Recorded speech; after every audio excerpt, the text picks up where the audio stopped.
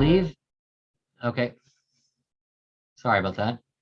If I leave and lock in lump sum, is it possible to calculate the amount needed to earn part-time job at a golf course to make up for what I would lose if I stayed at Chevron? That's I mean that you're talking, look, you're talking my my kind of speed. Yeah, so ultimately speaking, what's going to happen is let me make sure I can understand the lock-in. So if you leave Chevron and look at taking the lump sum, I guess you're talking about locking in by taking it and rolling it to an IRA because you may not need it, or you may only need part of it.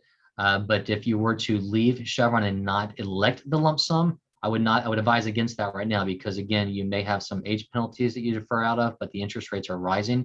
So that will actually knock down that lump sum over time. So I think the example would be, let's say let me go back to the rates too. That 1% change I mentioned. So if you have, let's say, $1 million lump sum right now, and those rates went up from May to July, that's 70 basis points, that's costing you about $70,000. If you have a lower lump sum, it's a little bit less, but it's still good money. If you have a higher lump sum, it's even more. So let's assume that individual wants to lock in their $1 million lump sum because they don't want to see that go down by 70,000. They think they've got enough money to retire on, but they want to go out and work a part-time job for either extra money or just enjoyment at the golf course. But we can run that cash flow analysis to show you this and back into those numbers. So we can run it a couple different ways. So what we like to do first of all is run it and assume you don't do that part-time job and just see if you can sustain a full retirement.